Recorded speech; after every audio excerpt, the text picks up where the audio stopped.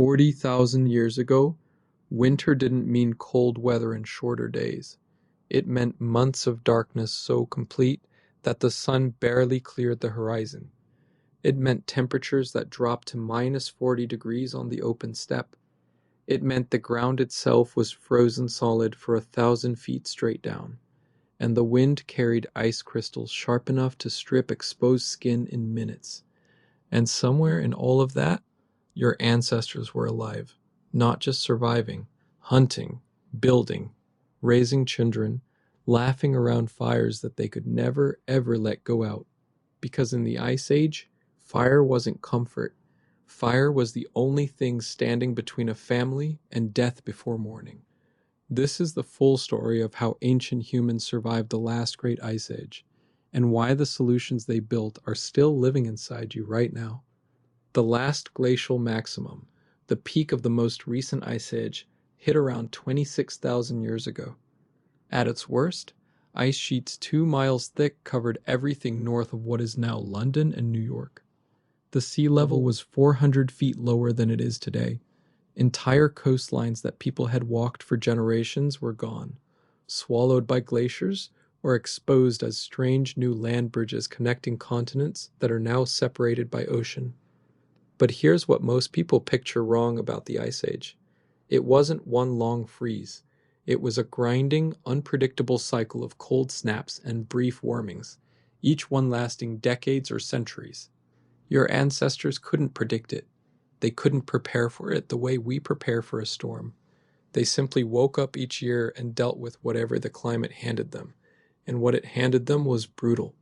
The megafauna of the Ice Age, the animals sharing this world with early humans, were not like anything alive today.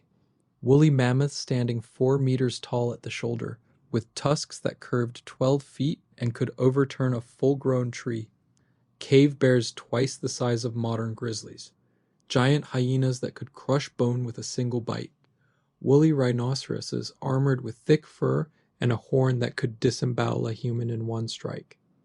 These weren't occasional dangers. They were neighbors. They were competitors for the same caves, the same water sources, the same hunting grounds. And your ancestors were dealing with all of it with nothing but stone, bone, wood, and each other.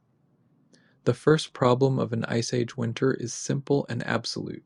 You need to be warm, and you need to stay warm all night, every night, for months. Fail once, and you don't get another chance.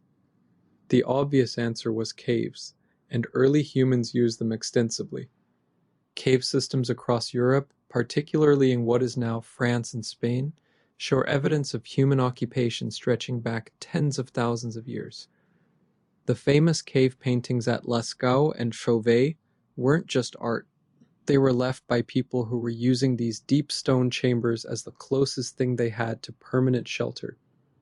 But caves had problems. There were never enough of them. The best ones were already occupied by cave bears who were not willing to negotiate. And you couldn't carry a cave with you when the herds moved on. So humans did something remarkable. They built. In the Mammoth Steppe, the vast frozen grasslands stretching from modern-day Spain to Siberia, archaeologists have found the remains of structures built entirely from mammoth bones. Not crude windbreaks, actual engineered shelters with foundations of interlocked mammoth skulls, walls of ribs and leg bones, and roofs supported by tusks that were carefully arranged to create a vaulted space inside. One site in Ukraine, called Mezhirich, contained 4 separate mammoth bone structures. The largest used the remains of at least 95 individual mammoths. These weren't assembled from animals your ancestors killed. The bones show evidence of being collected over long periods, scavenged from carcasses across a wide area. Someone planned this. Someone organized it. Someone decided that surviving this winter meant building something that would last for many winters. The inside of these structures would have been covered with animal hides stretched over the frame, creating an insulated interior space that could be heated by a central hearth. Underground storage pits cut into the permafrost held preserved meat. These weren't temporary camps. They were communities. Shelter solves the problem of the night, but your ancestors still had to move during the day, To hunt, to gather, to scout, to maintain the social connections that kept groups alive, which means they needed clothing. Not the draped animal skins you might imagine, actual tailored, fitted, layered clothing engineered to keep a human body alive in -40-degree wind. The evidence for this is extraordinary. At sites across the Ice Age world, archaeologists have found bone needles, tiny, precisely made tools with eyes drilled through one end, indistinguishable in function from the needles you'd find in a sewing kit today. The oldest confirmed bone needles are around 50,000 years old. Some researchers believe the technology is even older. These needles tell us something profound. The clothing being made wasn't simple. You don't need a needle to wrap a hide around yourself. You need a needle to sew seams, to create fitted garments, to join multiple pieces of material together in ways that eliminate gaps where cold air enters. The people making and using these needles were creating something close to what a modern expedition team wears in Antarctica. Layered, insulated, fitted against the body, designed to trap warm air and block wind. Genetic evidence has added another layer to this story. Analysis of ancient human DNA combined with lice genetics. Yes, scientists studied ancient lice. Suggests that body lice, which live specifically in clothing rather than on bare skin, diverged from head lice around 170,000 years ago. That's when humans started wearing enough clothing, consistently enough, for a separate species of lice to evolve to live in it. The Ice Age didn't create clothing, it perfected it.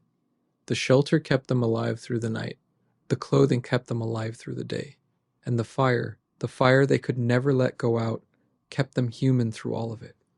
These weren't primitive people struggling to survive. These were engineers, tailors, architects, and hunters operating at the absolute limit of human ingenuity, with nothing but what the earth gave them.